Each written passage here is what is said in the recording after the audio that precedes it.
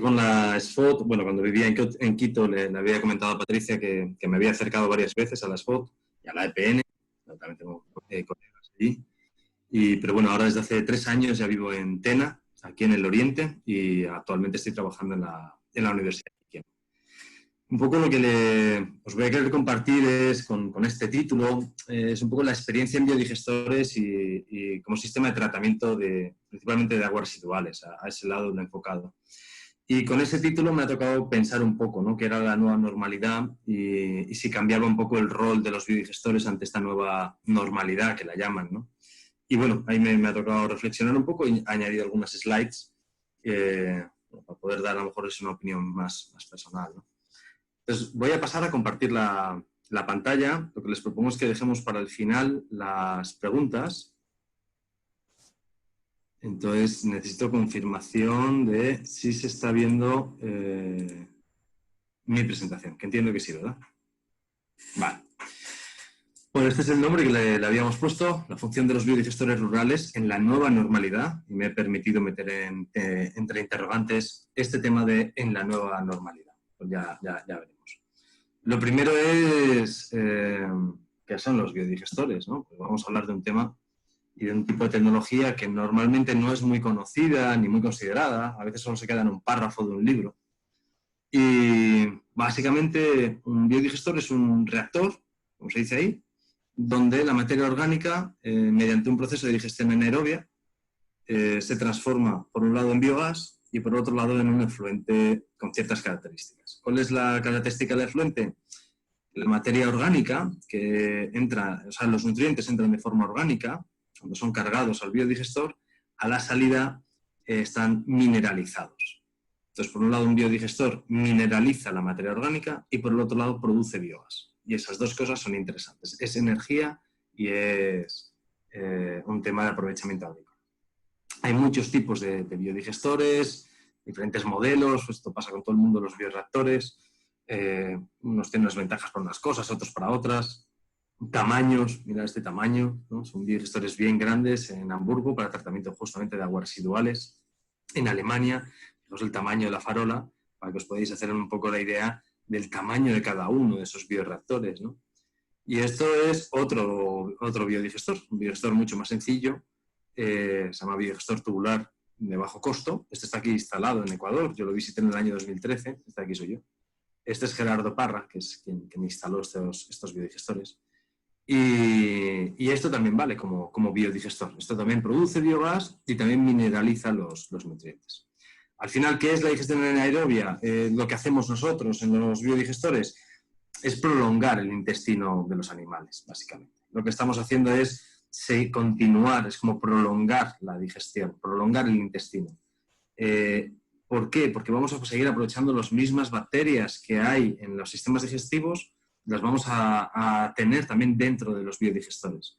Y lo único que van a hacer es seguir dándole tiempo, seguir descomponiendo esa materia y en ese proceso pues, producen biogás, que dentro nuestro lo que estarían produciendo son ventosidades, ¿sí? Es lo mismo.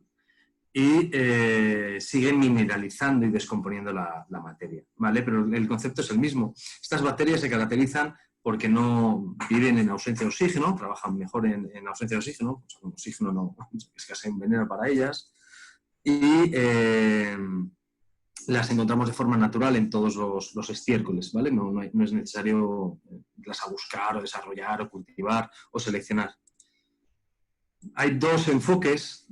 Uno es hacer biodigestores tipo un estómago o hacerlos tipo un intestino, ¿no? Si cuando trabajas con biodigestores tipo estómago, pues es un poco más la función de agitar, ¿no? Todo está agitado, son estos biodigestores, se llaman de mezcla completa, donde tienen un agitador. Hay diferentes formas de agitar, pero básicamente está todo el sustrato, la materia orgánica que tú metes aquí dentro de este estómago artificial, está dando vueltas. Y también están dando vueltas, todos mareados, ahí también las bacterias, ¿ya? Esto es lo que más se suele implementar a nivel industrial, este tipo de modelos. Luego hay otro enfoque, que es pensar en qué pasa si lo tratamos como si fuera un flujo pistón, como si fuera un intestino. Y ese es más el enfoque que a mí me gusta trabajar. Entonces trabajamos con biodigestores muy alargados, ya no necesitamos agitación, lo que es el empuje, ese efecto de pistón que va avanzando a lo largo del intestino, nosotros lo tenemos por las cargas, vas cargando material al interior del biodigestor y este va a empujar a todo lo que tiene delante, haciendo que continúe el flujo hacia adelante. ¿Vale? Son dos enfoques diferentes. Uno, el flujo pistón no requiere de motores, por ejemplo, los hace todo por gravedad, pero a cambio necesitamos que la materia sea más diluida, entonces nos toca gastar más agua. Entonces tiene sus pros y sus contras. El proceso que sucede dentro es un proceso como una reacción en cadena. Podemos identificar varias etapas: la hidrólisis, acidogénesis y metanogénesis. Dentro de la acidogénesis, una etapa interna es la acetogénesis. Cada una de estas etapas está realizada por diferentes tipos de bacterias. Y en la hidrólisis no participa solo un grupo de bacterias, pueden participar multitud de tipos de bacterias. Igual en la acidogénesis, igual en la metanogénesis. ¿Ya? Todo esto es un consorcio bacteriano muy amplio, muy poblado, claro que dominarán más unas que otras, pero donde tiene que haber un equilibrio. La acidogénesis es muy rápida y entonces eso tiende a acidificar el interior del biodigestor. Y si se acidifica mucho el biodigestor, las bacterias metanogénicas no pueden sobrevivir con ese pH. Entonces tenemos que lograr un equilibrio. No vale hacer cualquier cosa o querer ir muy rápido, ¿vale? Tenemos que siempre considerar que tenemos una población bacteriana muy compleja, muy variada dentro del propio biodigestor. Las poblaciones bacterianas encontramos que en general dependen mucho de la temperatura. Esto es una gráfica que lo que me está diciendo es la actividad, ¿vale? De 0 a 1, está normalizado, la actividad metanogénica, y aquí según la temperatura. Y las curvas son para diferentes grupos de bacterias. Entonces hay unas bacterias que vemos que su mayor actividad se da entre los 35 grados, ¿no?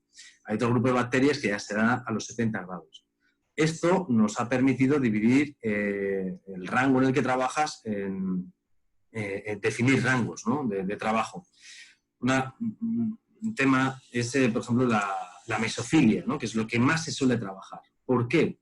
Son bacterias que trabajan a 35 y no es casualidad. Trabajan a 35 porque 35 es la temperatura de 35, 36, 37 es la temperatura a la que están los mamíferos. Son bacterias que han evolucionado en nuestros sistemas digestivos con nosotros durante los últimos millones de años. Entonces, están adaptadas a tener su máxima actividad a esas temperaturas, porque es ahí donde han evolucionado. ¿Ya? Esas mismas bacterias las puedes hacer trabajar en condiciones más calientes y más frías, pero ya no trabajan tan a gusto, digamos que se vuelven más lentas.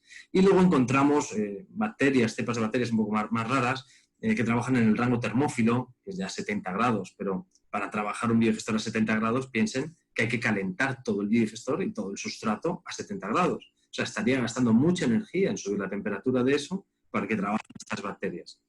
Tiene también pros y contras. Cuando trabajas a 70 grados, los materiales que tienen mucha lignina y fibra se degradan más fácilmente, pero a cambio estás gastando energía para hacerlo.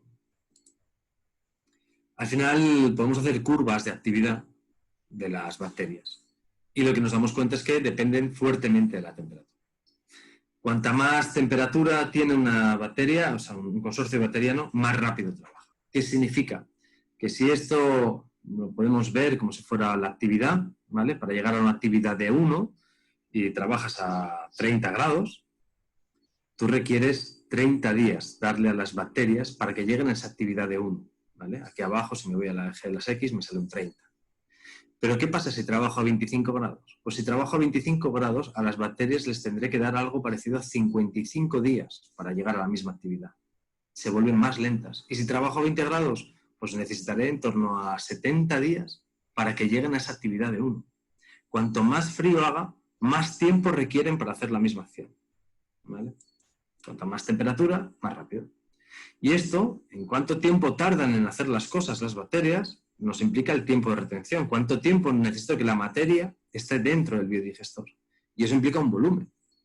Si yo tengo aquí, imagínense, un biodigestor, la parte de abajo es la parte líquida que yo voy a llenar, la parte de arriba es donde acumularé el biogás, y todos los días cargo con esta cantidad de volumen. Esto entra al interior del biodigestor y ocupa un espacio. Es simbólico porque normalmente metemos cosas más fluidas, pero imaginemos que son paquetes. Al día siguiente vuelvo a cargar y lo que cargo hoy empuja hacia adelante lo que cargué ayer. Entonces, esta es la vanguardia, que es el primero que cargué. Y sigue avanzando el proceso. ¿sí? Según van cargando, van pasando los días. Hasta que llega un día que cuando yo cargo, ¡plup!, rebalsa lo que eché el primer día. ¿Cuántos días ha estado esto dentro del biodigestor? 10 días. Si esto ha estado 10 días dentro del biodigestor, ese es el tiempo que yo le he dado a las bacterias para trabajar. El día 11 ya está fuera, ya empieza a estar en contacto con el oxígeno, si produce biogás ya no lo voy a capturar, ¿vale? Entonces, si tengo este biodigestor con un tiempo de retención de 10 días y, por ejemplo, me lo invento, la carga son 5 litros, 5 litros por 10 días, ya me dice el volumen que tiene este biodigestor. ¿Ya? Pero ahora imagínense lo que hemos visto antes, que yo bajo la temperatura y en vez de 10 días necesito 20.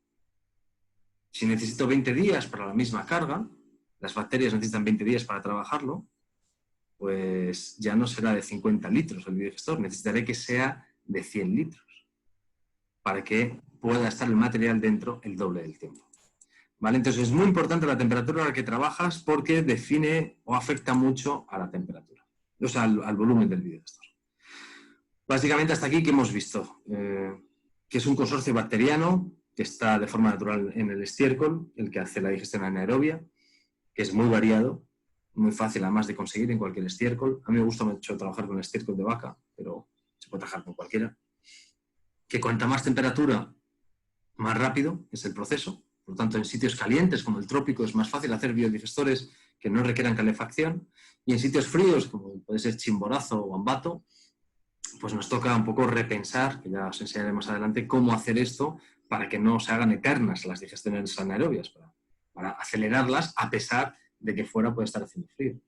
Entonces esto también nos condiciona que cada biodigestor se está diseñado para una temperatura y para una carga, una cantidad de carga, ¿vale? Si un biodigestor estaba diseñado para, como el de antes, para un tiempo de retención de 10 días y una carga de 5 litros diario, imagínense que yo aumento y digo, bueno, pues yo voy a empezar a echar 10 litros cada día.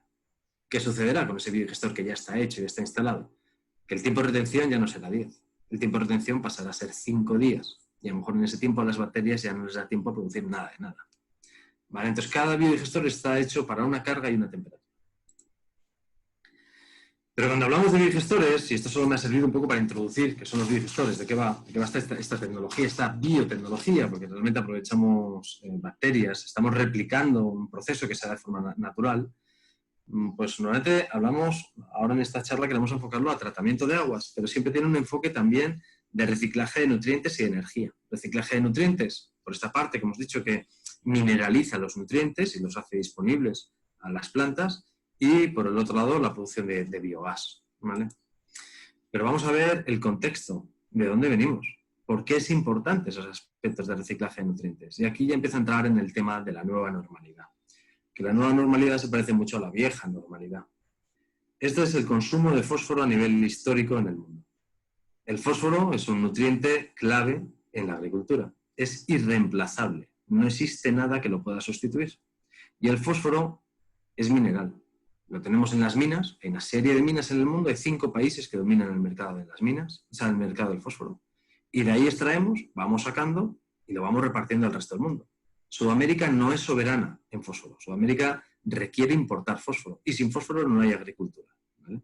Es uno de los elementos más raros del universo, ¿vale? De la tabla periódica es de los elementos más raros que hay. No queda muy claro ni cómo se forman las estrellas.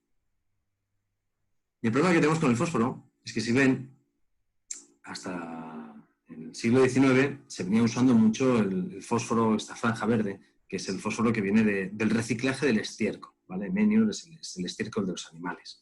También de la esqueleto humana, que es la línea amarilla, y del guano. Excrementos también acumulados de aves en islas. Pero a partir sobre todo a partir de la mitad del siglo pasado, del siglo XX, 1940, 1950, empieza a producirse, a meterse un montón de fósforo de roca fosfórica que la llaman. Si veis, tenemos un crecimiento exponencial en su consumo, en el consumo y la disponibilidad de fósforo, hasta los años 1990, donde tenemos una caída, en parte debida por la caída de la URSS. Cuando cae el bloque de la URSS en Rusia, cae la producción de fósforo mundial, y desde entonces, los últimos datos que tenemos es que no estamos creciendo como se suponía que deberíamos de crecer. Y es que cuando tú sacas un elemento mineral del suelo, no puedes sacarlo eternamente, antes o después se acabará. ¿ya? Y entramos en un problema de que parece que estamos en ese proceso. Esto es un artículo que publicó Cordell en el año 2011, donde ya anunciaba que estábamos llegando a lo que se llama el pico del fósforo. No hay suficiente fósforo en el mundo para seguir haciendo la agricultura que hacemos a día de hoy, ¿vale? Cordell calculaba cuánto fósforo quedaba en el mundo y cómo era la forma en que lo estábamos consumiendo hasta ahora. Y le daba esta curva. Esta es la curva que vendríamos consumiendo si seguimos haciendo lo que hacemos hasta ahora. Pero esa es la necesidad de fósforo. En cambio, el fósforo disponible será esta otra curva. Entonces aquí tenemos una fauce que no sabemos cómo cerrar. El fósforo de roca se acabará antes o después. Ella lo que plantea es que tendremos que reciclar mucho más estiércol, no dejar que ningún nutriente del estiércol se escape. Y también tendremos que reciclar los residuos agrícolas. ¿Cómo vamos a compensar todo esto? Pues decía, cambio de dieta. Tenemos que dejar de comer tanta carne. Comer carne todos los días es una barbaridad. También tenemos que hacer mejoras en la eficiencia energética y mejoras en la disposición de fósforo en la agricultura. Muchas veces en el monocultivo aplicamos fósforo y como es en grandes extensiones y en grandes terrenos, ese fósforo queda ahí, al día siguiente llueve, no hay cubierta vegetal, solo tenemos nuestro cultivo y la lluvia por escorrentía arranca el fósforo, digámoslo, del suelo y se lo lleva a cualquier quebrada o río que tengamos cerca. Entonces, fósforo mineral, que es único en el mundo, lo aplicamos a nuestros monocultivos y luego dejamos que se escape por un mal manejo. Necesitamos un manejo mucho más inteligente del fósforo porque es un elemento finito, se acaba y sin fósforo no hay agricultura. Otro tanto sucede con el nitrógeno, es otro de los elementos de fertilización claves. El nitrógeno hasta ahora se venía fijando históricamente a través de los rizobios. Los rizobios son los microorganismos que salen en las raíces de algunas plantas, principalmente las leguminosas. Entonces, no sé, habréis escuchado que antes los cultivos las tierras se dejaban en barbecho o en descanso un tiempo. Eso se hacía descansar las tierras después de haberlas cultivado, se las dejaba descansar para que crecieran malezas, decían. En verdad no eran malezas, eran en muchos casos leguminosas que crecían de forma natural y mediante estos rizobios, lo que hacían estos rizobios en sus raíces era fijar nitrógeno que hay en la atmósfera, lo fijaban al suelo. Estaban fertilizando el suelo para que luego tú después puedas arar esa tierra y ya está fertilizada de nitrógeno de forma natural. Por eso se hacía el barbecho, por eso se dejaban las tierras descansar de vez en cuando, para que las malezas fijaran nitrógeno en el suelo mediante sus rizobios. Pero esto, que es el proceso natural, el que nos obligaba a tener cierto equilibrio, esto se rompe cuando se desarrolla el proceso Haber-Bosch. El proceso Haber-Bosch es hacer lo mismo, coger nitrógeno atmosférico, o sea, del aire, y transformarlo en pellets, en bolitas. Lo que ahora lo hacemos mediante una reacción termoquímica, requiere mucho calor, requiere mucha energía, se usa gas natural para producir ese calor y se usa gas natural también como materia prima, porque lo que queremos fabricar es derivados del amonio. Y los hidrógenos del amonio los vamos a sacar de los hidrógenos del gas natural, ¿vale? Del CH4, del CH. ¿Vale? Y logramos eso, estas bolitas. Ahora ya no lo hacen los rizobios, lo hace esta maquinaria. En un artículo publicado en la revista Nature, decían que la tecnología que más impacto había tenido sobre la humanidad era justamente ese, el Haber-Bosch, aunque es una tecnología poco conocida, pero es lo que más impacto ha tenido. Ellos calculaban que el mundo, la población que tenía en ese momento, en el 2011, que ahora está esta línea negra, y corresponde casi a 7.000 millones de habitantes. Y decían que si no hubiera habido proceso Haber-Bosch, la población mundial sería en torno a 3.000 millones de habitantes. ¿Qué quiere decir esto? Que la mitad de nosotros estamos aquí gracias a ese proceso.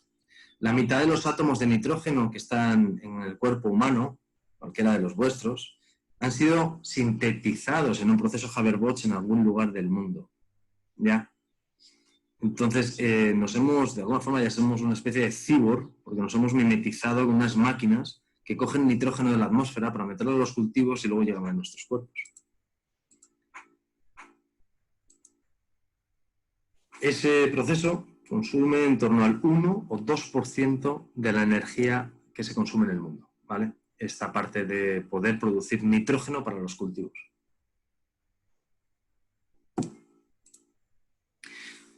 Nos hablan mucho de la Revolución Verde, que fue el crecimiento bestial, ¿no?, de la producción agrícola. La producción verde se da, si os fijáis en esta gráfica, lo que viene a decir es que la producción año a año en Estados Unidos venía siendo más o menos la misma. Todos los años por acre, o sea, por terreno, por unidad de terreno, se producía más o menos lo mismo. Pero a partir de la Segunda Guerra Mundial empieza a crecer de forma lineal, ¿no? ¿A qué se debe este crecimiento, la producción? ¿Cuánto producto agrícola saco por hectárea? ¿A qué se debe? Bueno, principalmente los fertilizantes, a ese proceso Haber-Bosch, a este sacar nutrientes, fósforo de las minas, y echarlo en los campos de cualquier manera, sin ningún cuidado. Tú solo echas y que algo quedará. Si se lo lleva la lluvia, no es problema. Y así empezó. Empezó con la irrigación, con mejores semillas y con el modo del monocultivo, porque esto permitía meter grandes maquinarias que pudieran cosechar, arar y todo de una, todo a la vez. Y todo esto al final era realmente petróleo. La disponibilidad de petróleo barato es la que permitió hacer la revolución verde. Tener petróleo barato es la que te permite tener fertilizantes, producirlos, extraerlos de las minas, piensen en el caso del fósforo, y también meterlos al campo, porque grandes maquinarias son las que van dispersando estos fertilizantes. La irrigación, pues en todas las tuberías, también viene de parte del petróleo, más toda la energía que gasta de bombeo. Y, mejora de semillas, esto sí fue parte de algo de investigación. Cuando hablamos de fertilizantes, en verdad estamos hablando de esto.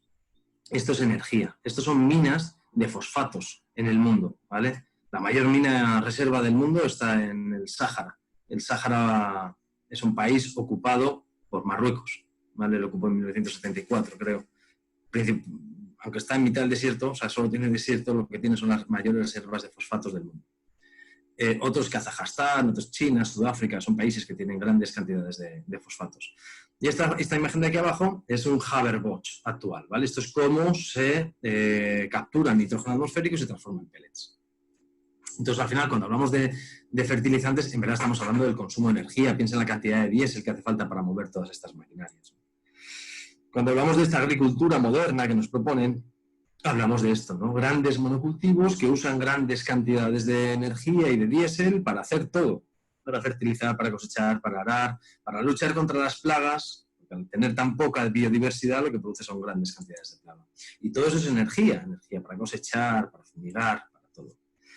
La energía antes éramos muy conscientes en la agricultura tradicional. Si fijáis aquí arriba tenéis un tractor de 30 caballos de potencia. Y se ven los caballos, ¿verdad? Y esto es un tractor de 30 caballos de potencia. Y los vemos. Aquí abajo podemos tener entre los dos 400 o 500 caballos. ¿Los ve alguien? ¿Alguien ve los caballos que están jalando de esta cosechadora y de este tractor? No los vemos porque tienen forma de diésel. ¿Sí? Y solo hay un precio que pagar, cambio climático. Súper moderno, ¿verdad? La modernidad se paga con cambio climático. Lo que tenemos aquí delante son unos caballos, pero que en verdad es diésel, que nosotros lo quemamos porque nos parece que es gratis y súper moderno y súper útil, pero en verdad lo que estamos haciendo es cambio climático. Antes sí éramos conscientes de la energía que invertíamos y que ocupaba espacio y que tenía sus consecuencias. Alimentar estos 30 caballos también ocupan un espacio, ¿vale? Hay que ser conscientes. Ahora, recién estamos siendo conscientes del cambio climático que produce el consumo de energía que tenemos actualmente.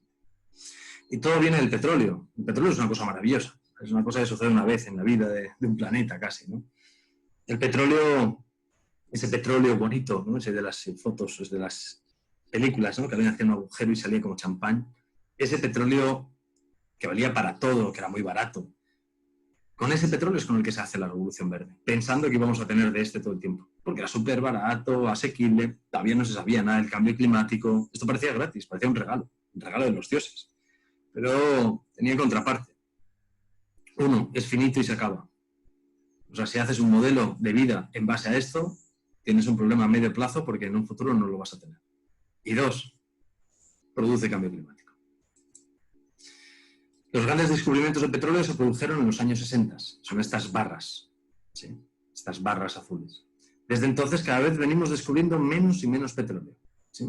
Por más mejores técnicas que tengamos, comparado con los años 60, mejores radares, mejores exploraciones, mejores sismologías, todo lo que ustedes quieran, cada vez descubrimos menos y menos y menos y menos petróleo. Y queda menos petróleo en el mundo por descubrir. En cambio, el consumo tiene un crecimiento que nadie lo para. En algún momento, si cada vez descubrimos menos y seguimos consumiendo más, llegaremos a lo que llaman el pico del petróleo, ¿sí? desde cajón. Si yo voy sacando algo de un almacén, pero no repongo el material en el almacén, antes o después el almacén se acaba. Estos son los últimos años. Fijaros lo que descubrieron en el año 2016, que así me aparece en la gráfica, ¿no? O sea, la tendencia se mantiene.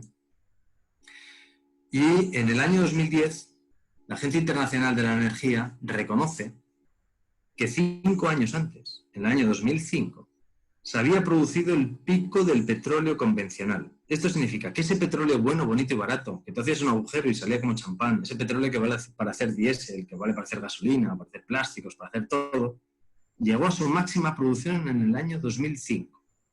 Y desde entonces venimos produciendo menos y menos.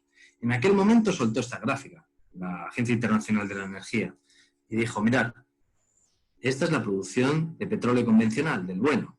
El máximo se dio en torno al 2005.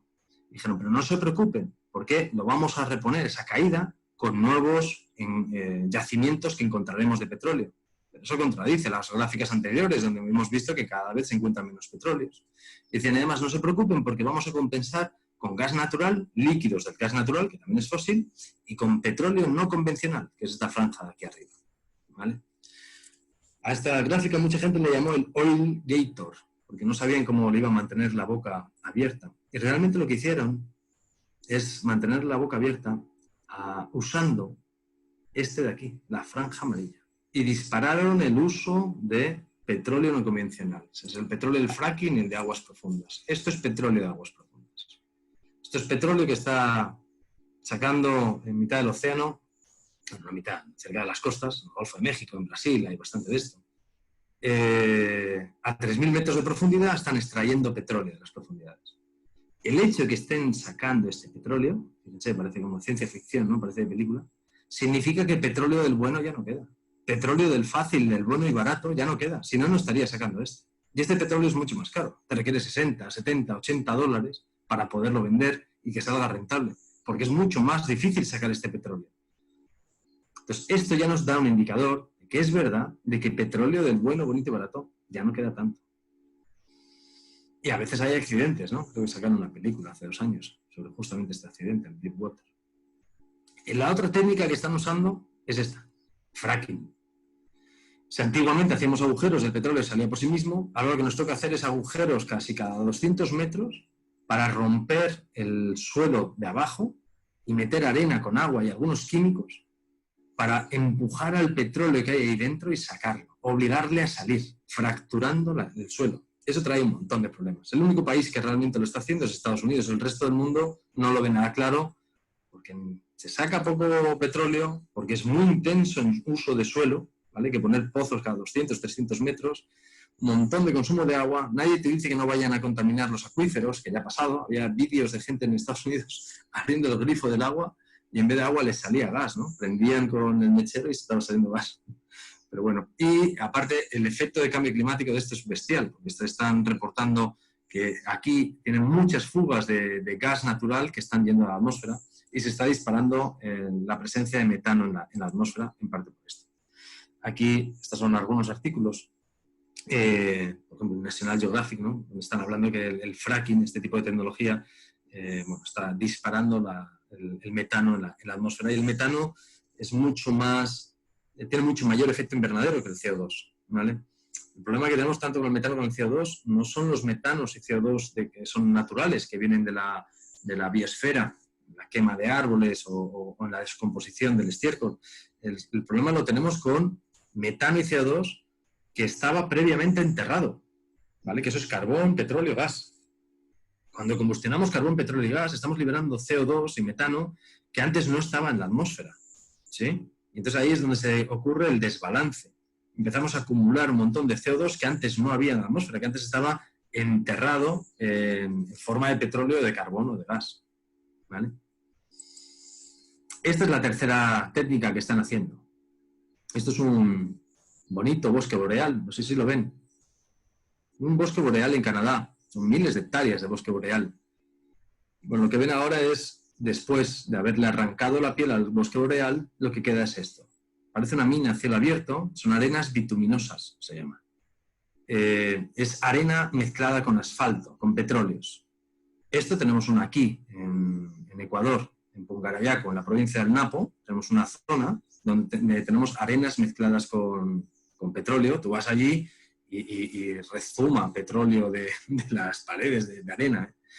Lo único que habría que hacer, si lo queremos explotar, es arrancarle a la selva la piel y empezar a sacar todo esto. Y bueno, si contaminamos el río Napo, el Misaguallí, eso a algunos petroleros no les importa. Es muy intensivo energéticamente, ¿vale? Esto es minería a cielo abierto. Hace falta un montón de maquinaria para ir sacando esto, transportar todas estas arenas mezcladas y meterlas en unos hornos especiales para, calentando esa arena, separamos la arena de lo que es el otro petróleo. Y el problema que tiene este petróleo es que bueno, es muy pesado, es muy denso, no es así cualquier cosa. Este puede ser uno de los más destructivos formas de hacer petróleo del mundo, ¿vale? Esto lo sacaba también National Geographic, ¿no? Este tipo de petróleo de arenas bituminosas que lo hace el Canadá es de las cosas más bestiales que hay. En el año 2016, la Agencia Internacional de la Energía revisaba sus previsiones y, considerando todos los tipos de petróleo, decía, cuidado, porque a partir de 2020, si el mundo sigue como hasta ahora, esto es su necesidad de petróleos, considerando convencional y no convencional. En cambio, el petróleo que vamos a poder sacar es esta otra fuente. Cada vez vamos a tener menor petróleo disponible. Y fijaros las fechas. Están hablando de 2020. Y aquí no importa si es 2020, 2022, 2018, ¿vale? No se fijen nunca en las fechas así, pero sí te da el rango. No va a suceder dentro de 40 años. Está sucediendo ya. Puede ser dentro de 3, o dentro de 5, o puede estar sucediendo hoy y no nos damos cuenta todavía, ¿ya? En otra revisión que hacía la Agencia Internacional de Energía en 2018, estaban preveyendo que para el año 2025 tendríamos un tercio menos de petróleo disponible. Un tercio menos de petróleo disponible en el mundo. Piensen eso lo que implica, un tercio menos. Un tercio menos de buses, un tercio menos de camiones, un tercio menos de aviones, un tercio menos de todo. De todo lo que use petróleo. ¿Se lo imaginan? Ahí toca ya priorizar. ¿Vamos a hacer un tercio menos de ambulancias? Miren, yo tuve la suerte de participar en este estudio. Esto es una parte de una tesis doctoral de un estudiante mío, del que yo dirijo, aquí en Ecuador, donde analizamos la disponibilidad de petróleo en Ecuador. Y nos salieron las gráficas que ven. Es un drama.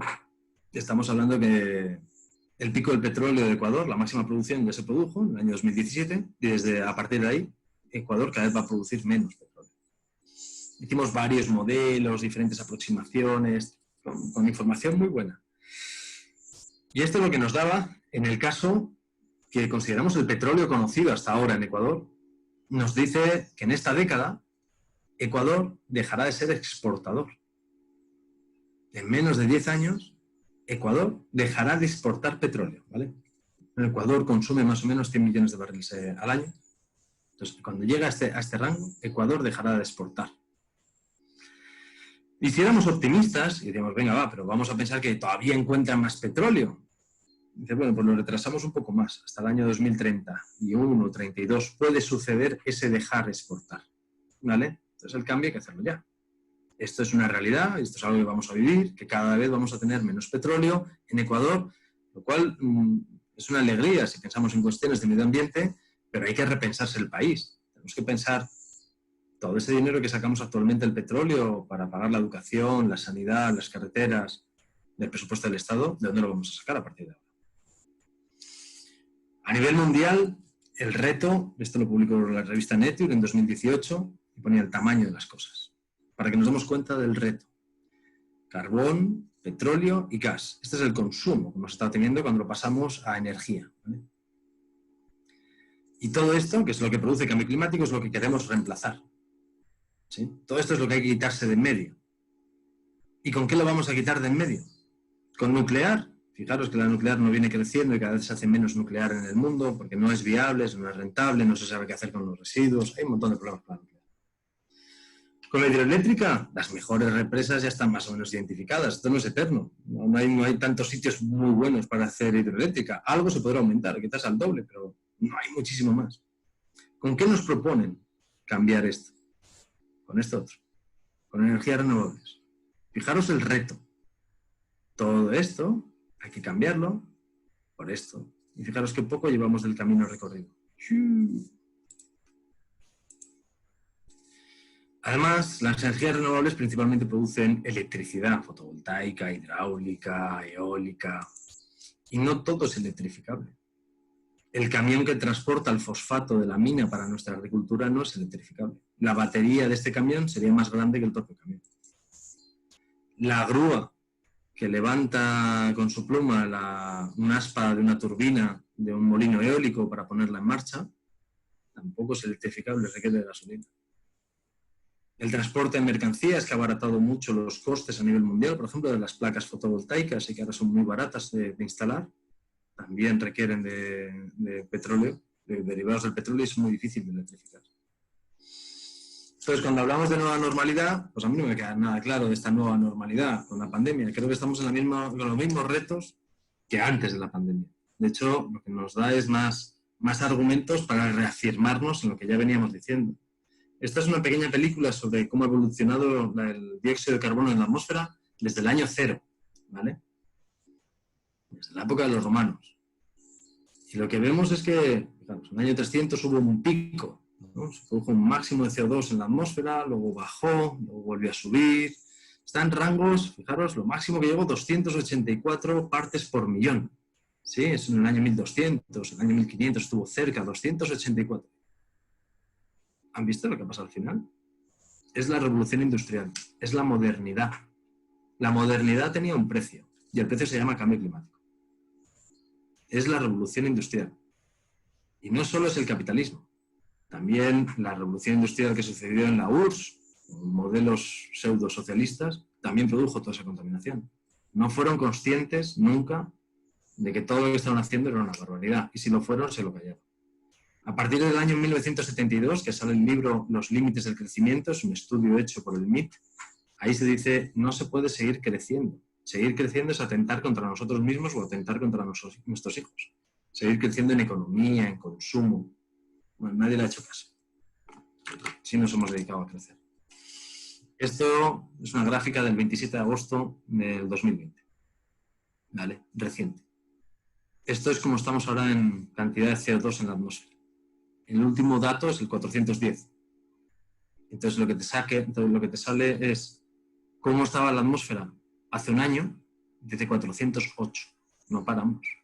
Cada vez estamos produciendo más. ¿Y cómo estaba hace 10 años? 388. No paramos. Y cuando analizamos el tema del coronavirus, ¿qué viene a decir respecto a esta nueva normalidad? Para mí es la misma que antes. Simplemente está confirmando lo que no tenemos que hacer, que ya lo sabíamos, porque no nos atrevemos a no hacerlo. Me gusta mucho la parte de este periódico inglés que se llama The Guardian, en el que, por ejemplo, salen bastantes artículos con este tema del coronavirus, en el que vienen a decir que el coronavirus, esta pandemia, es consecuencia de la destrucción de la naturaleza. A mí me gusta mucho esta frase que está aquí abajo. No solo hay una especie responsable de esta pandemia, el coronavirus, y esa especie son los humanos. No son los murciélagos, ni el pangolín, ni nada de eso. Son los humanos. Y este otro, por ejemplo, un representante, uno de los grandes científicos, decía que tenemos la decisión, o paramos la destrucción de la naturaleza. Pero fíjense lo que implica parar de destruir la naturaleza. Menos petróleo, menos bienes, o sufriremos peores pandemias. Decía. Un vídeo de lo que provocan las pandemias, y es esto es el monocultivo. Este monocultivo lo que hace es desplaza especies, pierdes biodiversidad. Todo lo que sea perder biodiversidad es un drama. Lo único que nos puede proteger contra las pandemias es mantener biodiversidad. Y hay varios estudios hechos que dicen que cuanta mayor biodiversidad mantengamos, más resguardados estaremos de este tipo de pandemias, ¿vale? Porque ponemos más elementos entre nosotros y el virus. Pero cuanto más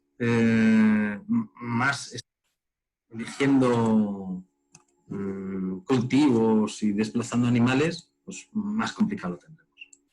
Entonces, en ese contexto de necesidad de que no nos podemos permitir seguir tirando nutrientes Los nutrientes, unos cuestan una energía, que es el nitrógeno, y otros cuestan, además de energía, se acaban, como es el fósforo.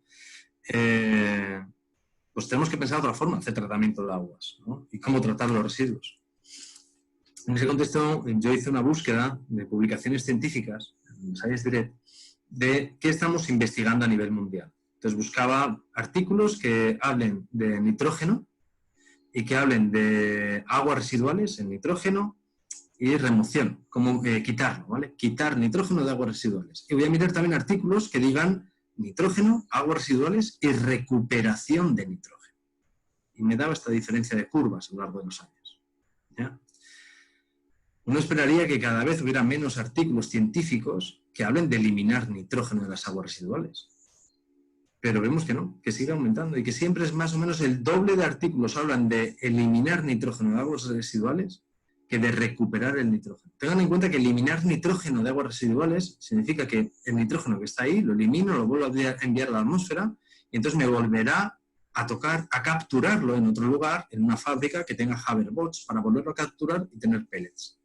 Oye, si ya tienes ese nitrógeno en las aguas residuales, ¿por qué no lo capturas? Y dejamos de hacer tanto hoverbots y reutilizamos el nitrógeno que nosotros mismos hemos capturado previamente, ¿vale? Cuando miro eso con otros elementos, aquí por ejemplo miré nutrientes, ¿no? Wastewater, remoción de nutrientes o recuperación de nutrientes. Y me da estas dos otras curvas, ¿no? Otra vez hay más artículos hablando de quitar nutrientes, de eliminar nutrientes de las aguas residuales que de recuperarlos. Y si miro el fósforo, me pasa lo mismo, ¿vale? Siempre encontramos más ciencia pensando en eliminar que en recuperar. Y eso es un drama. Eso realmente es un drama. Eso debería estar prohibido. Mirad, la huella de carbono del tratamiento de aguas es muy alta, ¿vale? El 3% de la electricidad del mundo se dedica al tratamiento de aguas. El 3% de la electricidad del mundo. En serio, es una barbaridad, ¿eh? Es una barbaridad. En este contexto, pues aquí caben bien los biodigestores. Pues es una tecnología sencilla que nos ayuda a reciclar los nutrientes, a recuperarlos y además produce energía. Y bueno, pues, esto es lo que justifica por qué hablar de biodigestores. Si ustedes se meten a mirar biogas o biodigesters en el Google, en el Internet, les va a salir fotos de este tipo. Esto es una tecnología desarrollada principalmente en los países sobredesarrollados y que ha fracasado. Ha fracasado porque es una tecnología muy cara, se le ayudó durante mucho tiempo a ver si era sostenible, así lograron una curva de aprendizaje y abaratar los costos, pero no lo lograron. La fotovoltaica y la eólica sí lo logró, pero este tipo de energía no. Se justifica solo en algunos casos, pero no en términos generales, no para tratar residuos. Esta es la otra tecnología que es la más implementada en el mundo. Esta es los biodigestores de domo fijo, muy instalados en Asia y principalmente en África. Pero lo que tenemos en América Latina es este otro biodigestor, una especie de salchicha gigante. De hecho, a veces lo llaman biodigestor tipo salchicha. Esta es la foto que ya les enseñé. Este biodigestor, por ejemplo, producía biogás y tenía esta cocina, ¿vale? Puedes encender los 4 quemadores. El señor solo tenía 8 cerdos, ¿eh? 8 o 7 cerdos, no recuerdo, pero algo así. Esto era en provincia del Oro, cerca de Santa Rosa, ¿vale? Biodigestores de estos, sencillos, hechos de plástico, en pequeños campesinos, vas a encontrar por todos los lugares, ¿vale? Este de aquí estaba en Loja, estos dos estaban en Loja. Este estaba en El Oro, este está en Imbabura, esto aquí está en Azuay, este estaba en Cayambe, aquí abajo. ¿Vale? Son todos biodigestores que yo he ido visitando, que me van invitando para evaluar y encuentras por todos los lugares de Ecuador. Quien esté interesado, hay un libro gratuito en internet que publiqué el año pasado, que se llama Biodigestores tubulares, guía de diseño y manual de instalación, ¿vale? Hay un PDF y te lo puedes descargar gratuito de varios lugares. Con que pongas este título, lo consigues. Y ahí se explica cómo diseñar estos tipos de biodigestores y cómo instalarlos, ¿vale? Lo que ha sucedido es que en casi todos los países encontramos que esos biodigestores pequeños ya se hacen prefabricados en muchos casos, usando gemembrana de PVC o gemembrana de polietileno. Encontramos en casi todos los países. Vale, aquí yo he puesto dos empresas que hay en Ecuador, pero sabemos que ya hay más empresas haciendo biodigestores. Por ejemplo, esta de aquí, que es mexicana, que se llama Biobolsa, Esta ya está en Ecuador también vendiendo biodigestores. No solo hay que pensar en la pequeña escala. Un biodigestor no tiene por qué ser pequeño, un biodigestor tubular puede ser también muy grande. Son biodigestores de 750 metros cúbicos cada uno de ellos, ¿vale? También tubulares. Los biodigestores se aplican a aguas residuales, porque al fin y al cabo, en vez de usar estiércol animal, lo que están usando es estiércol humano. Aquí lo que ven no es el biodigestor, esto es un reservorio. Aquí se está acumulando el biogás. El biodigestor está debajo de esta lona. De hecho, aquí se ve. Esta es una tubería de entrada y ahí empieza la lona que está por aquí abajo. De hecho, en verdad son dos biodigestores. Uno que va hasta el final, el agua pasa al otro lado y vuelve a otro biodigestor que hay paralelo, ¿vale? Y aquí se acumula el biogás. Estos son un biodigestor de tratamiento de aguas residuales de la Universidad Earth en Costa Rica. Todas las aguas residuales están siendo trabajadas mediante estos biodigestores, ¿vale? Estos biodigestores de domo fijo, ¿vale? Que es una olla enterrada, encima se le pone los baños y directamente los baños descargan sobre esta olla enterrada, esta cúpula interna. Y ahí es donde se produce la digestión anaerobia. Esto se hizo en Haití, lo hizo una ONG, la ONG Río, brasileña, en Haití después del terremoto.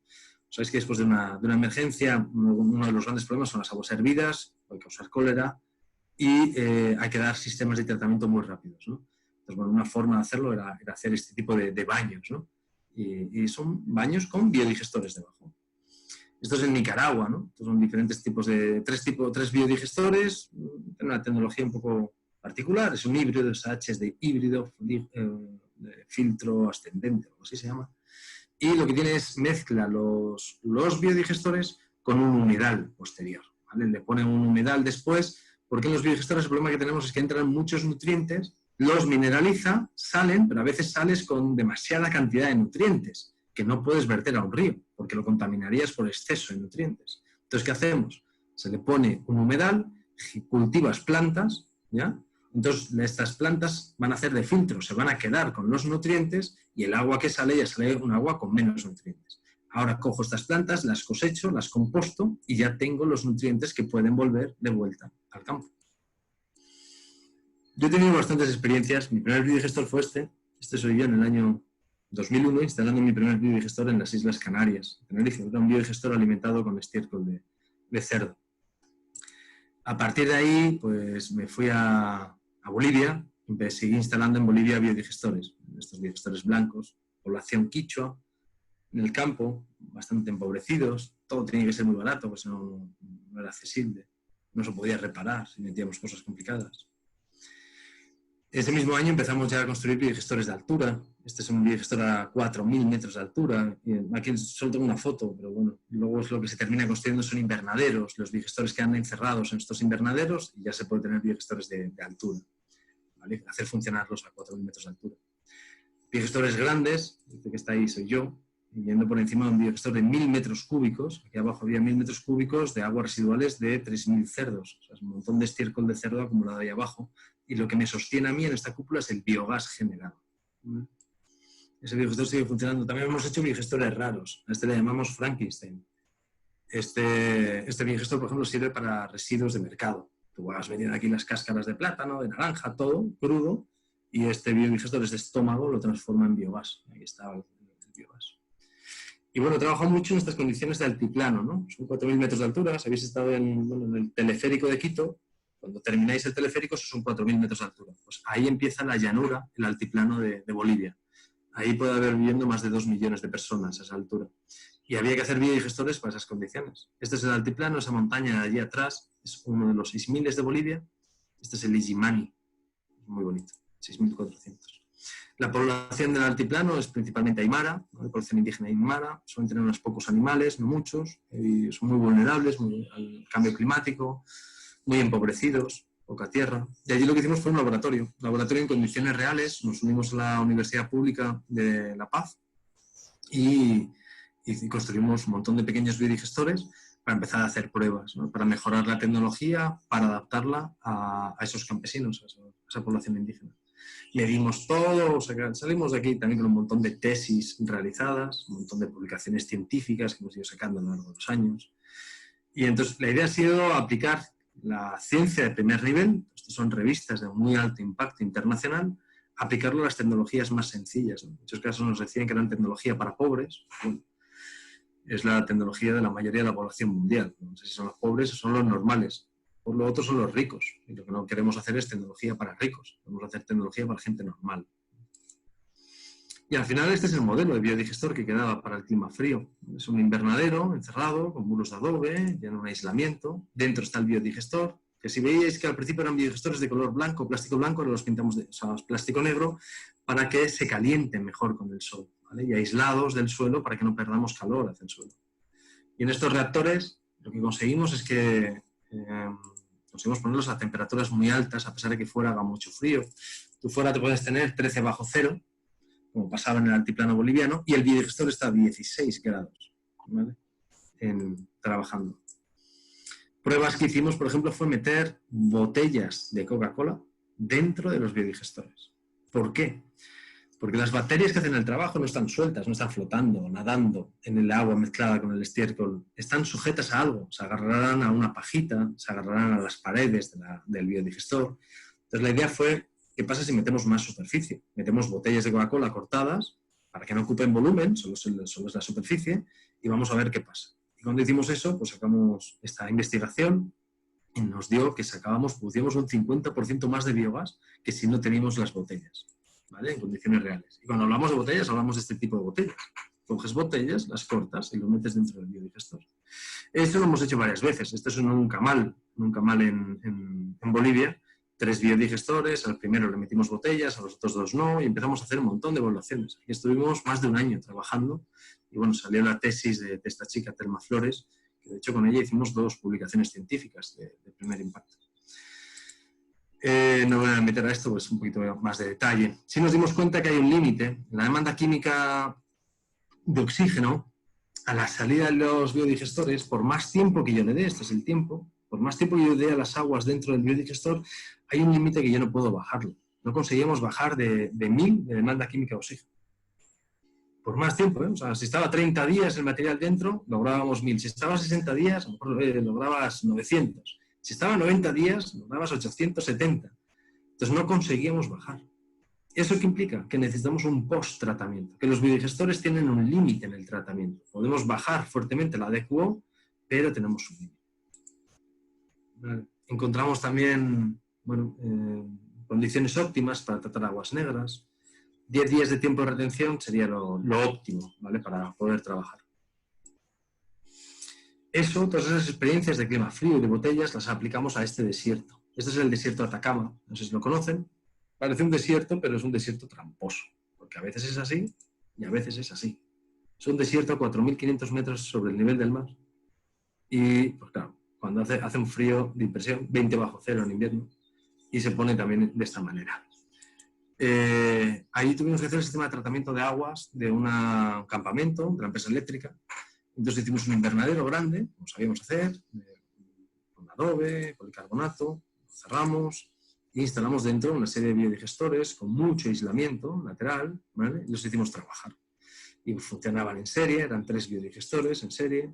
Habíamos separado aguas negras de grises. Las aguas negras, lo que viene del retrete, entraba a estos 2 biodigestores. Las grises pasaban por esta tubería. Y después, ¿qué pasaba? Que todo eso se unía. Ven allí los 2 biodigestores por donde han entrado las aguas negras, ya han sido pretratadas y todo eso se une antes del tercer biodigestor que viene. Y así, eso, después del tercer biodigestor, lo que venía era un humedal en zigzag, un humedal de flujo subsuperficial. Y así está. También hemos hecho pues, lo que sería el biodigestor más alto del mundo. Esta montaña es otro 6.000 en Bolivia, cerca de La Paz. Es el Huayna Potosí, 6.088 metros de altura, muy bonito. Este es desde el sur, mirándolo desde el sur. La cumbre queda justo ahí, aquí no se ve. Y lo que tiene es un refugio de alta montaña. El refugio de alta montaña está ahí, ¿vale? El refugio de las rocas. Entonces lo que me pidieron fue hacer un biodigestor para esas condiciones. Imagínense, a 5.130 metros sobre el nivel del mar. Y lo hicimos. Pues si se hace, si hay que hacerlo, se hace. Aquí están los biodigestores. Hicimos 4 biodigestores en serie, hecho usando tanques prefabricados. Tengan en cuenta que todo hay que subirlo hasta aquí arriba, 5.000 metros de altura. Y lo que hicimos fue una especie de cocina. Aquí hicimos los baños estaban conectados a los biodigestores. Aquí están los biodigestores metidos, ¿vale? Para conservar algo del calor y luego van a un humedal. Esto justo me han llamado hace poco, esto se hizo en 2012, sigue funcionando, me acaban de llamar de que hay problemas con el humedal porque se congela mucho, ¿vale? Y no crece nada. Pero que los biodigestores estaban funcionando bien y que estaban contentos. Bueno, lo que hay ahí dentro, en verdad, es esto, una serie de tanques negros que en cuanto hace un poco de sol se cocina casi lo que hay dentro, ¿vale? Mirad, tengo un trabajo aquí con la PUCE de Quito, cuando yo era Prometeo. Había un profesor, José María, José María Sanz, que había hecho un baño que solo consume 1 litro por descarga. Entonces, mirad, con esta succión solo descarga 1 litro este baño. Los baños normales descargan 8, 7, 6 litros de agua.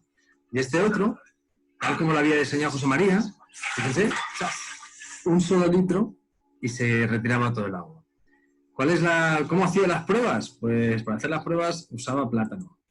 Había plátanos ahí y hacía la prueba a ver si era capaz de succionar el plátano. Entonces, acordamos de hacer un biodigestor también compacto, sencillo, que valiera para una casa que tuviera eso.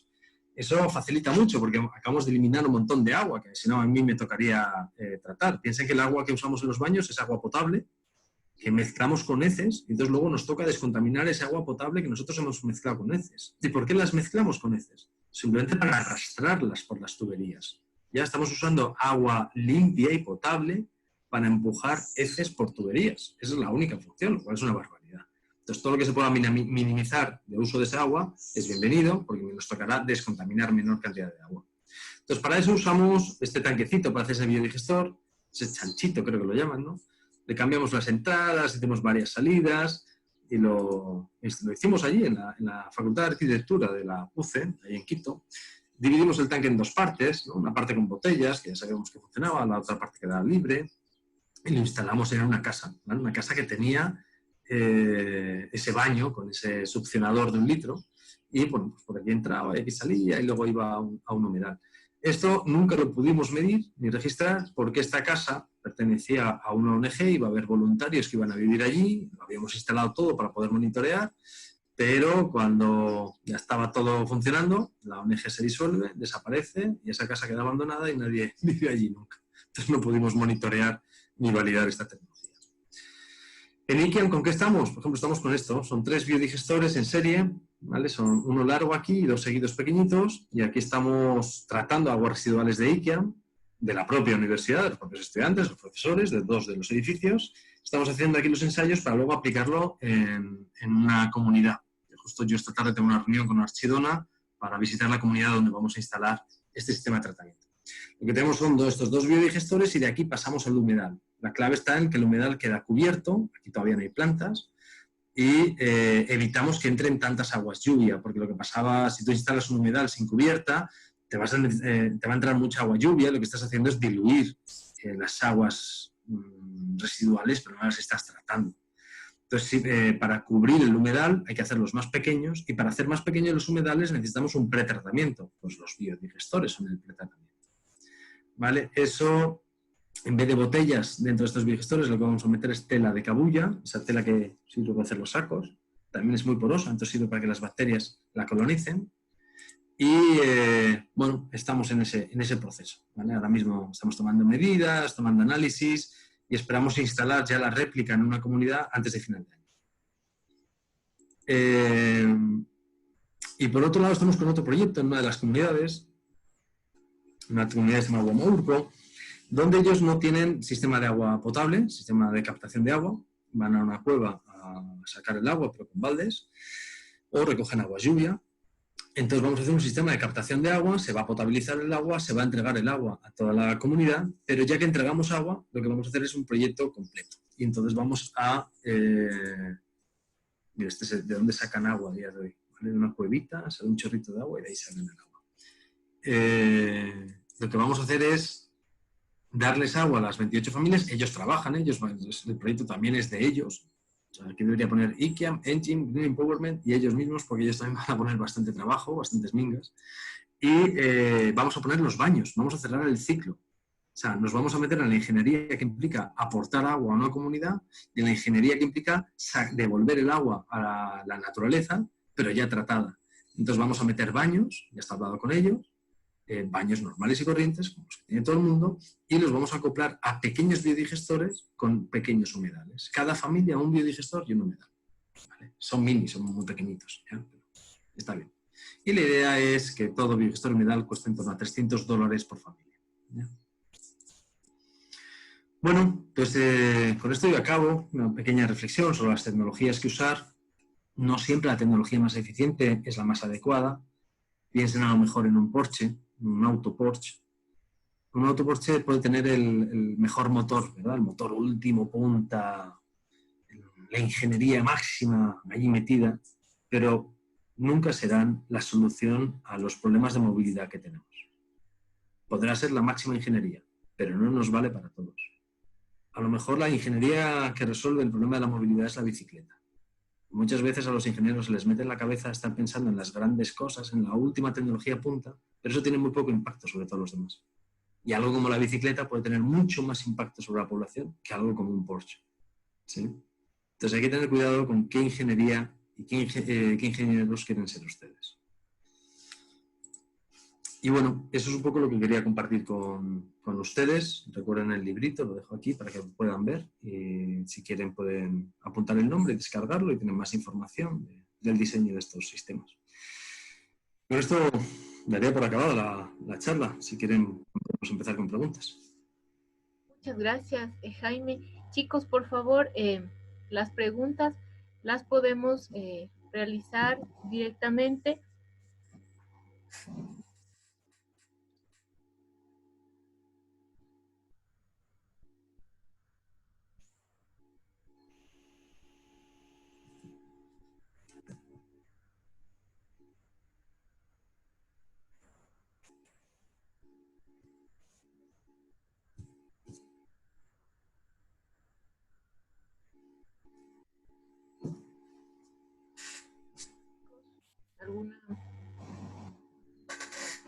¿Alguna pregunta?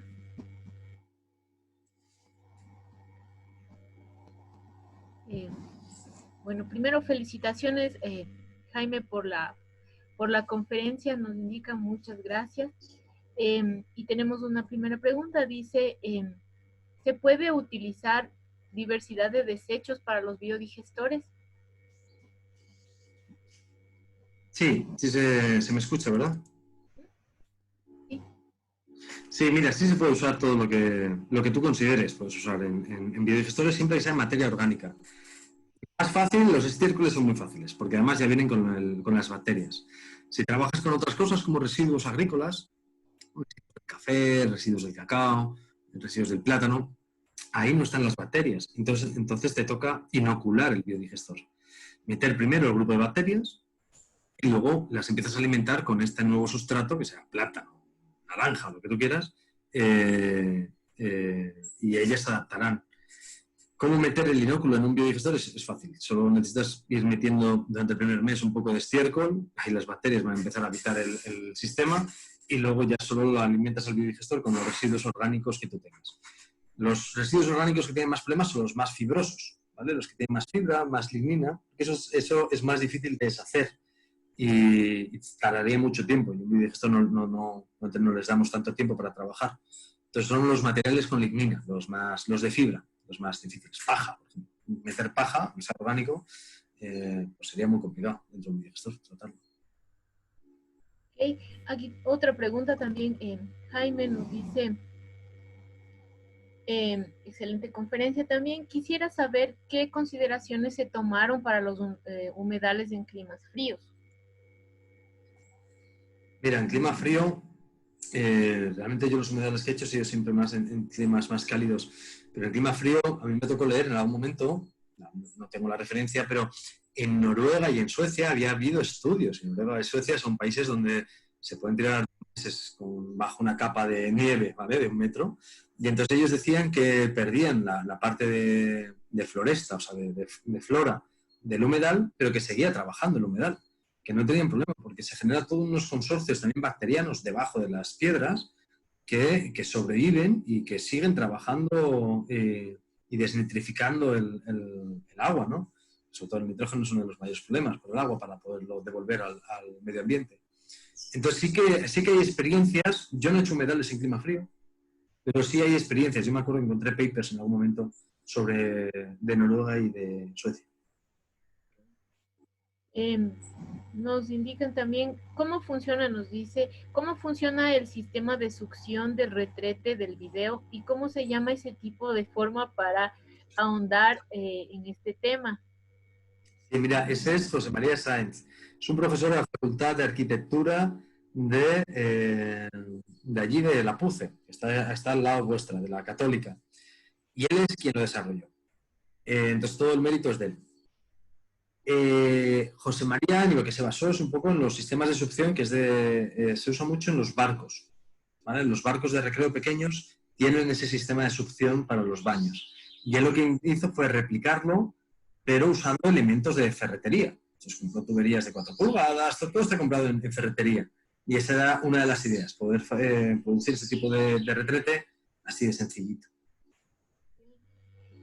Otra pregunta, Jaime dice, ¿es importante el tamaño de los residuos que se colocan en el biodigestor?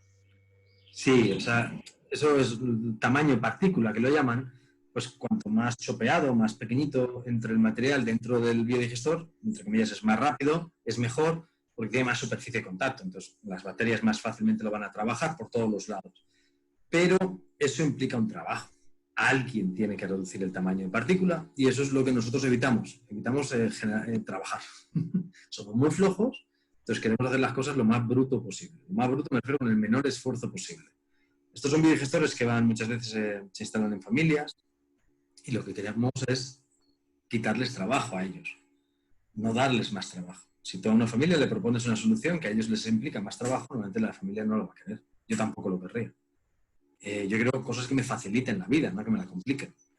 Entonces sí, funciona mejor si disminuyes el tamaño de partícula, pero eso requiere de un pretratamiento que no siempre es posible. Okay. Muchas gracias, Marta.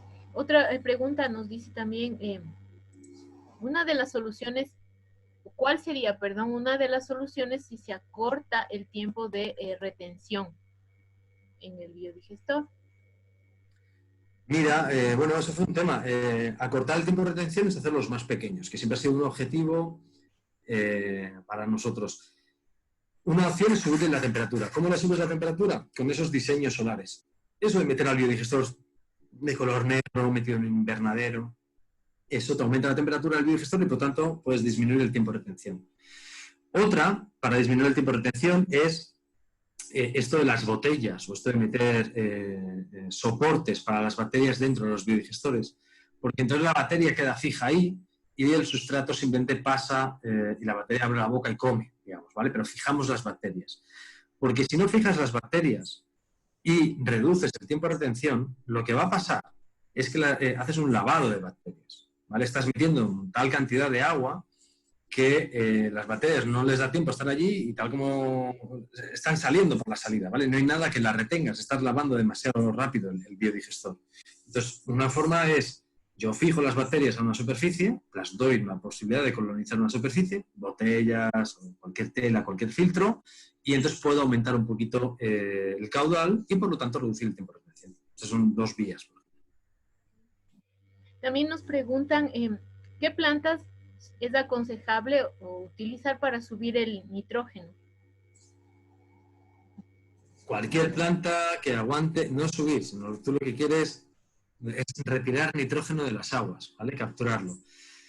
Cualquier planta que se desenvuelva en un ambiente muy húmedo. Funciona todo lo que sea de la familia del jengibre, ¿vale? En la sierra, por ejemplo, yo he usado cartucho, uno que tiene una flor, es muy bonito, pero no sé cómo se llama aquí. Pero en Bolivia lo llaman cartucho. La totora también vale. La totora que crece en los bofedales arriba. Estuve hace poco por la laguna Colta, creo que se llama, ¿no? Que está por Chimborazo, al sur. Y esa estaba llena de totora. Esa totora también vale. Y aquí abajo, en el trópico, estamos probando ahora con esto que te digo, que tiene, que es de la familia del jengibre, jacintos y cosas así. Okay. A ver, Jaime, nos preguntan también, bueno, muy buena la conferencia, excelente conferencia. ¿Se puede acoplar un sistema de biodigestores tubulares a equipos destinados a generación eléctrica o se requiere de una tecnología más sofisticada?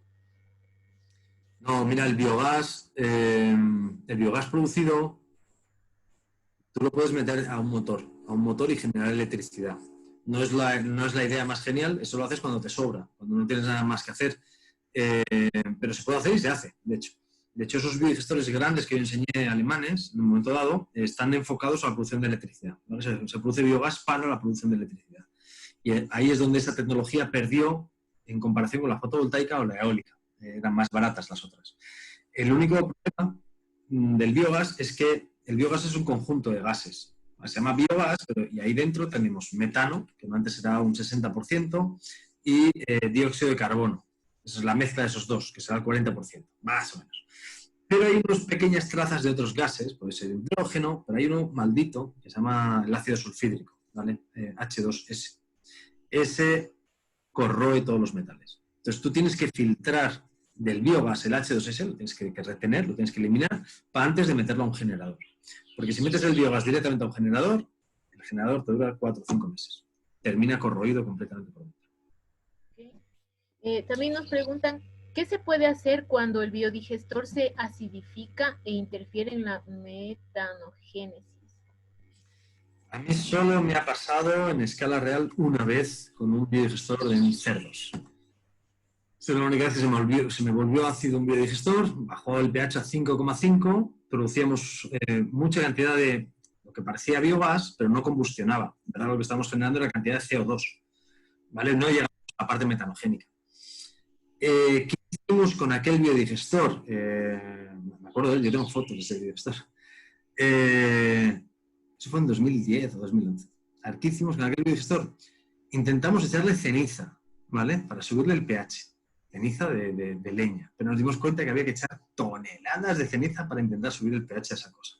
Entonces eliminamos el tema ceniza. Al final la solución fue traer estiércol de vaca de un vecino y cargar el biodigestor durante un mes pues con 20 o 30 kilos de estiércol de vaca mezclado con lo que ya venía de los cerdos, y eso lo que nos ayudó es a regular el pH. ¿Vale? El estiércol de vaca tiene un efecto buffer, un efecto tampón, y ese es el que nos ayudó a recuperar. Y una vez que recuperamos el biodigestor con estiércol de vaca durante un mes, echando de vez en cuando, ¿no? A partir de ahí ya se nos acabó el estiércol de vaca y siguió funcionando ya solo con estiércol de cerdo y siguió funcionando. Las bacterias se adaptan, ¿eh? O sea, y hay que tener ahí cierta confianza en las bacterias porque se adaptan a circunstancias muy raras, a todo tipo de circunstancias, a todo no, pero bueno, muchas. Entonces, muchas veces son cambios que tienes que ir haciendo poco a poco, pero lo consigues. Eso es lo que mejor me ha funcionado siempre, ¿eh? El recuperar con estiércol de vaca, si tienes acceso, es lo que yo siempre he pedido.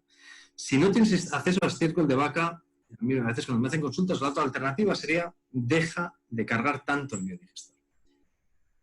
Porque prolongarás, entonces, al dejar de cargar, prolongas el tiempo de retención y das tiempo a que se dé las metanogénicas. ¿Vale? Les das más tiempo. Esa sería la otra, reducir la carga. Otra pregunta, ¿qué tiempo se debe controlar los parámetros al implementar el biodigestor y poder confirmar que está terminado? ¿Y cuáles serían los parámetros más importantes que se controlan en el biodigestor? Bueno, hay todo un mundo, pero yo te digo, llevando trabajo en campo, el parámetro es que encienda el biogás.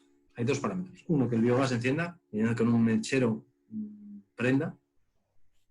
Y otro es que el biol no huela. ¿Vale? El efluente que sale del biodigestor no tiene que oler a estiércol. Tiene un biol, pero no es a estiércol, es otro olor. Entonces, si se cumplen esas dos condiciones, el biodigestor ya está terminado y está operando y funcionando perfectamente. ¿Eso en cuánto tiempo sucede? En menos de un mes, normalmente. Si estás en clima frío, se puede prolongar a 2 meses. Pero en climas de valle, aquí abajo, en menos de un mes se logra.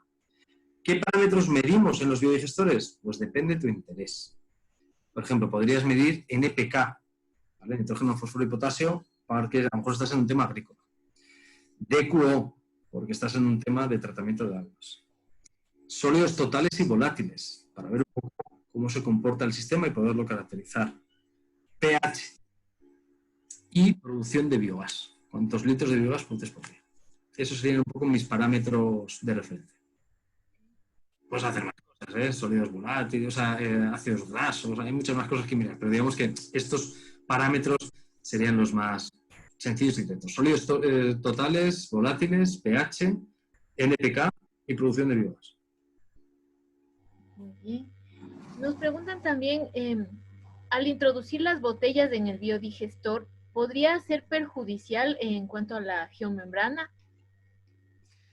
Era un miedo, pero no había problema. Ten en cuenta que ni siquiera es geomembrana. Cuando hicimos ese ensayo, usábamos plástico invernadero. La mayoría de biodigestores tubulares están fabricados con plástico invernadero, ¿vale? Que es polietileno tubular. Y es un plástico bien sencillito, hacemos doble capa y con eso lo solemos hacer. En Bolivia lo que pedíamos era que nos lo fabricasen el plástico de color negro y había allí una industria que lo hacía. Yo aquí en Ecuador he intentado que me fabriquen ese plástico en color negro y no lo he logrado.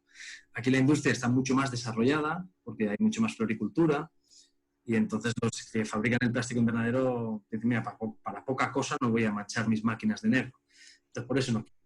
Y aquí yo ahora estoy usando geomembrana de polietileno de 500 micrones, ¿vale? Una sola capa. Ya no me acuerdo. Bueno, y en ningún caso afecta las botellas. ¿Ya? Las botellas con eso no rompes un plástico. No hay ningún problema. Hay problemas de cortes, que es lo que de pronto podría presentarse. Ok. ¿Qué más nos dicen aquí? ¿Podrían los biodigestores ser usados para el tratamiento de aguas negras en una ciudad? Sí, de hecho ya se usan y cada vez se usan más. Pasar a una ciudad es una cosa muy grande y ahí nos encontramos con otros problemas, que a veces dentro de la ciudad tienes un parque industrial, dentro de la ciudad tienes fábricas, están echando al alcantarillado cualquier cantidad de otros químicos, entonces empezamos con los inhibidores. Hay un momento que las aguas vienen envenenadas para nuestras bacterias, entonces ya no las podemos trabajar. Y otras veces, aunque sean compuestos que no envenenen a nuestras bacterias, son compuestos que las bacterias no van a eliminar ni transformar en otra cosa. Simplemente esos compuestos son compuestos conservadores, entran por el biodigestor y salen. Y a lo mejor son contaminantes para el medio ambiente. Entonces, ahí tenemos otra serie de retos. Otro problema que tenemos en las ciudades son las aguas lluvia. Muchas veces están conectadas al alcantarillado. Entonces empieza a llover y te empieza a llegar a tu planta de tratamiento pues, metros cúbicos y metros cúbicos de agua de lluvia. ¿Cómo tratas eso? Si tú metes eso al biodigestor, te lo va a lavar. Te lava el biodigestor, te lo limpia, se van las bacterias, se va todo y te has quedado con un biodigestor lleno de agua lluvia. ¿Sí? Entonces, ahí hay otros retos. Cuando trabajamos a nivel municipal. Lo que se suele hacer se suele usar los biodigestores cuando tienes sistemas de lodos activados. ¿Qué haces con los lodos? Entonces, esos lodos los pasas a biodigestores. ¿Vale? Generas tal cantidad de lodos, muchas veces que no se sabe qué hacer. Entonces, una alternativa es meterlos a un biodigestor. Con eso reducimos mucho la cantidad de sólidos totales. Un biodigestor reduce mucho los sólidos totales. Cuando hablamos de sistemas aerobios, se producen sólidos. Cuando hablamos de anaerobios, reducimos los sólidos. Y produces biogás, que lo puedes usar para calentar, para secar, para lo que tú quieras. Una pregunta, ¿y el tiempo de vida útil que se ha estimado en estos biodigestores, cuánto lo han considerado? O sea, ¿se ha verificado que...? Sí, bueno, yo mi primero lo hice en el año 2001, imagínate. O sea, tenemos tiempo suficiente. Y hay más antiguos, claro. El primer biodigestor de estos se instaló en 1986 en Colombia. ¿Vale? Lo hizo Thomas Preston con Raúl Botero. Hay que reconocer a los pioneros de estas tecnologías. Vale, vamos a ver. Tiempo que duran estos biodigestores. Si lo hacemos en plástico invernadero, pueden durar desde un día hasta 11 o 12 años. Un día, porque a mí me ha pasado. Yo he instalado biodigestores que al día siguiente estaban rotos, porque ha entrado un cachorro, lo han mordisqueado y chao. ¿Vale? Tan fácil como eso. Y hay biodigestores tubulares de plástico, tanto en Colombia como en Bolivia, que yo tengo referencia, y que he estado, de 13 años de vida. Y siguen funcionando, 13 años después. El mismo plástico, que es sorprendente, porque claro, esos están a la sombra. Si les da el sol al plástico, el plástico tarda 2-3 años en morirse. Tienes que ponerlo a la sombra. Y cuando son de geomembrana, 11 años, 12, 13, de media. Nosotros vamos a decir, un biodigestor de plástico tubular, de plástico invernadero, te dura 5 a 7 años. Eso es lo que solemos decir, porque hay mucha variedad, pero si lo cuidas, eso es lo que te dura. Y un biodigestor de geomembrana, pues te dura 12 a 15 años. Y supongo que aquellas familias o comunidades que reciben estos sistemas también se hacen cargo de su mantenimiento, requieren un mayor mantenimiento, ellos reciben también la capacitación respectiva de parte de ustedes. Estos sistemas son muy sencillos, ¿vale? Por eso simplificamos el sistema, pero para que no complicarle la vida a nadie, ¿ya? Todos los materiales se compran en ferreterías. No hay nada que haya que traer importado de algún lugar, ninguna cosa rara. Todo se puede reemplazar con cosas de ferreterías, que todo el mundo tiene acceso a las ferreterías normales. La operación es muy sencilla, ¿vale? Lo único que necesitas tú realmente es que la familia tenga ganas y tenga interés, porque muchas veces han hecho proyectos donde se regalan biodigestores, la familia te dice, sí, póngamelo ahí, vamos a probar, y tiene el camión del gas al lado todos los días. Te pasa y termina abandonando el biodigestor y sigue usando su GLP. Entonces, realmente la parte clave es cómo involucrar a la familia. Y simplemente es que la familia tenga ganas. O sea, que sean ellos quien lo pidan, que no seas tú quien lo regale. Entonces, nosotros siempre tú tienes que informar a las familias de que existe esta alternativa, esta posibilidad, y ellos verán. Yo en mi experiencia, yo he instalado más de 1000 biodigestores. ¿Ya? Pues en mi experiencia, hay que pedir contraparte a la familia. Nunca hay que regalar nada. Si alguien quiere, lo hace. ¿Ya? Podemos pedir de contraparte, aunque sea la mano de obra, acabar la zanja, preparar los materiales de cercado, el biodigestor, lo que sea, o a veces dinero. Usted se encarga de comprar la tubería de tal tamaño, usted se encarga, y ahí suele funcionar. También hay biodigestores. Nosotros estamos ahora en un estudio de uno en Colombia, que es un biodigestor que ha estado 8 años abandonado funcionando en una granja de cerdos. Había un biodigestor 8 años funcionando sin que nadie bajase a mirarlo. ¿Ya? La granja en la parte de arriba, el biodigestor en la parte de abajo, y las primeras fotos no se veía el biodigestor, solo se veían plantas. Han limpiado unos estudiantes de la Universidad Industrial de Santander, y ahí hay un biodigestor y hemos estado tomando medidas de cómo funciona un biodigestor al que nadie ha visitado durante 8 años, pero que ha seguido trabajando. Producía biogás y el señor lo usaba para calentar los lechones, pero no bajaba nunca el biodigestor y seguía funcionando. Entonces requiere muy poco mantenimiento, ¿vale? Son mucho más robustos de lo que parecen estos biodigestores. Es difícil matarlos. Matar un biodigestor no es nada fácil, ¿eh? Tú lo dejas sin alimentar al biodigestor y que se muera, digamos, ¿no? Y a los 3 meses sigue funcionando esa cosa. A los 3 meses tú le echas un poquito de lo que sea y se reactiva el sol. Un poquito de estiércol, cualquier cosa. Es difícil matar a un biodigestor. Una vez que entra en marcha es muy difícil. Okay. Bueno, creo que no tenemos más preguntas, chicos. ¿Hay alguna pregunta adicional?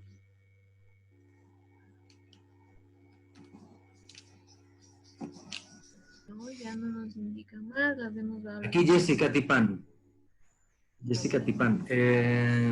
Biodigestores en el sector urbano. Mira, yo no he hecho. Porque no suele estar, a ver, los residuos, o sea, en el sector urbano suele haber alcantarillado, ¿vale? Entonces, todo lo que es aguas negras y grises pasa al alcantarillado. No suele haber animales, por lo tanto no hay estiércoles con los que yo pueda trabajar. Y lo único que me queda son los mercados, ¿vale? Residuos de mercado. Que eso sí hicimos unas pruebas en Bolivia, pero luego no lo hemos vuelto a desarrollar más, la verdad. En la India sí hay. En mercados, han instalado biodigestores en los mercados para tratar los propios residuos del mercado. Y con eso producen electricidad para todo el mercado. Pero yo realmente aquí en Ecuador no he hecho nada dentro de ciudad, sepa, ¿no? No, dentro de ciudad no he hecho nada. El camino que yo le vería sería o mercado o cafeterías en la universidad. Mira, de hecho, yo creo que alguna vez lo hablamos para hacerlo en la EPN. El hacerlo en la cafetería de la EPN, hacer un biodigestor allí. Al final no lo hicimos porque el profesor que era mi contacto allí está haciendo el doctorado en Inglaterra. Cuando vuelva a la EPN hablaremos de eso. Andrés Chico, no sé si lo conoces. No, pero yo creo que a raíz de esta conferencia me atreverías a asegurar que te vamos a pedir con seguridad mucha ayuda y respaldo y asesoramiento porque los chicos están muy interesados en realizar precisamente este tipo de biodigestores y la cabida, como les digo, les mencioné en algún momento ellos, o un campo de acción que tienen como tecnólogos es precisamente estos elementos o estos sistemas sostenibles. y que se lo realiza en espacios pequeños, no son infraestructuras grandes, y es donde ellos tienen un gran campo de acción. Sí, yo también lo creo, que el mundo de los tecnólogos tenéis mucho potencial en este tipo de tecnologías, ¿vale? Porque las podéis hacer depender de vosotros solos, sin depender de nadie más. Vosotros podéis aprender a diseñar, a instalar, luego hacer vuestros propios prototipos, ¿vale? Se pueden ir mejorando cosas, siempre hay cosas por mejorar. Esa tecnología no para, ¿vale? Es dinámica. Es igual que los celulares. El celular de hace 10 años no tiene nada que ver con el que tenemos ahora. Los videogestores también van evolucionando. Y ahí entonces podéis aportar también a este tipo de tecnologías, ¿eh? Y yo, mirad, yo dirijo tesis, más de una vez he dirigido tesis de la Escuela Politécnica Nacional. He dirigido, ¿cuántas he dirigido? He dirigido 2 de la Central, 2 ya salieron aprobados de la EPN, y ahora tengo 2 estudiantes más que tienen que terminar ahora, este año, que ya han hecho toda la investigación. Entonces, y yo encantado de colaborar. Si hay alguien con ganas, yo colaboro, ayudo con diseños. No voy mucho a Quito y lo evito todo lo que puedo, ¿vale? Quito 3 años, pero no me gusta. Lo siento por los quiteños. Y lo evito todo lo que puedo, ¿vale? Hago todo lo posible para no ir a Quito, aunque a veces me toca. Ay, muchísimas gracias. Hay una pregunta adicional que dice, ¿existen factores que influyen en la calidad del biogás generado por un biodigestor? Depende del sustrato. Por ejemplo, el estiércol de cerdo produce más metano, o sea, produce más biogás, pero aparte tiene mejor metano, mejor calidad de metano que el de vaca. Entonces depende un poco del sustrato. No hay mucho más que eso. Es más de los sustratos. Ok. Nuevamente, muchísimas gracias, Jaime. Un gusto. Tu participación, una excelente conferencia. Me sumo nuevamente a las manifestaciones de los chicos de agradecimiento, de felicitaciones por una conferencia excelente. Muchas gracias y sin duda te estaremos contactando, estoy 100% seguro. Muchas gracias. Bien, cuenten conmigo. Sí, te haremos llegar también un certificado como lo hemos estado haciendo con los otros profes que nos han ayudado Muchas gracias. a nombre de la Escuela de Formación de Tecnólogos. Así que tan pronto esté firmado y colocado el sello y la firma de nuestra directora, pues lo haremos llegar a tu correo. Muchísimas gracias, Jaime, por tu aporte y tu ayuda. Sí. Nada, mucho ánimo a todos. Y seguimos ahí. Cuenten conmigo. Me despido. Gracias, Jaime. Muchas gracias. Hasta luego. Hasta luego.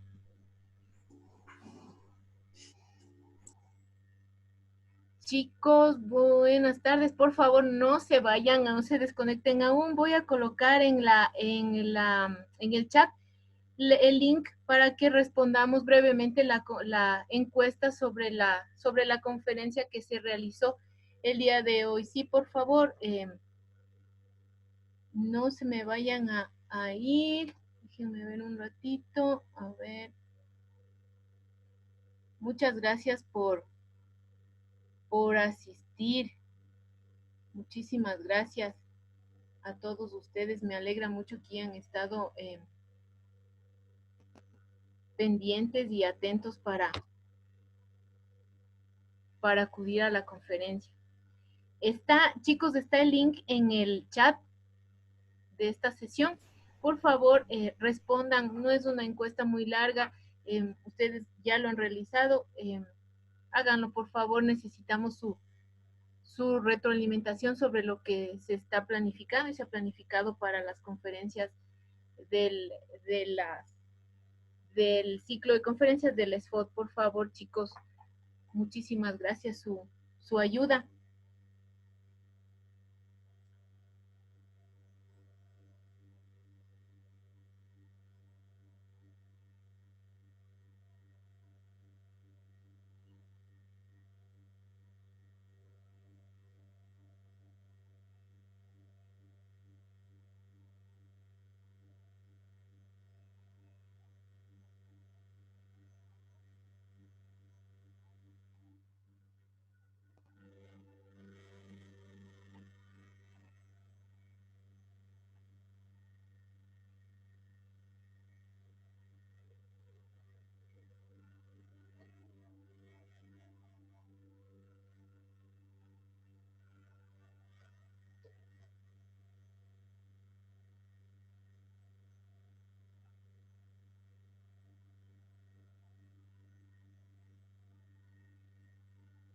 ¿Pudieron acceder, chicos, a la encuesta, por favor? Sí, que si ya llenamos podemos salir. Sí, si ya Sí, llenaron, está realizado. ya llenaron, Gracias, la Inge. pueden seguir. Muchas gracias. Gracias a usted. Gracias, Que Inge. les vaya Hasta bien. luego. Hasta luego. Gracias. Inge. Hasta luego, chicos.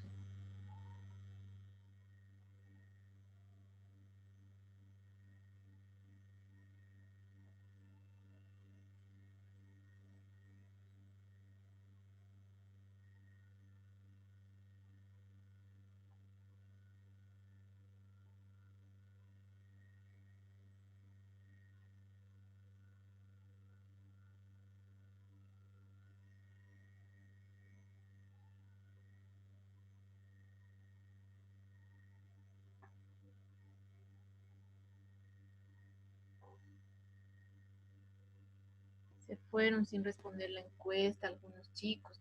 Tuve 37 participantes, solamente tengo 21 respuestas. Bueno.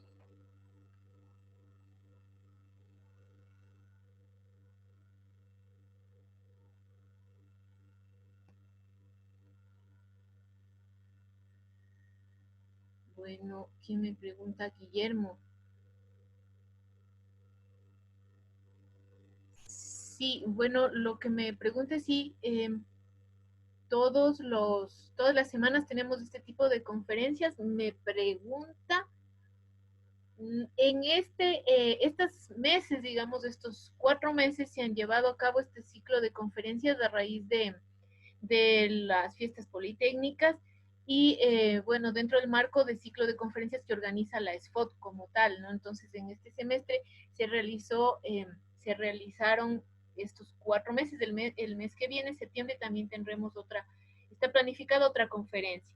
Me alegra muchísimo que se interese desde ya, Guillermo, en su carrera y en asistir a este tipo de eventos, ¿no? Muchas gracias. Igual esté pendiente porque a través de los medios de publicación del spot, la página web, Facebook, se les da a conocer el tema y la fecha en la que se llevan a cabo estas conferencias.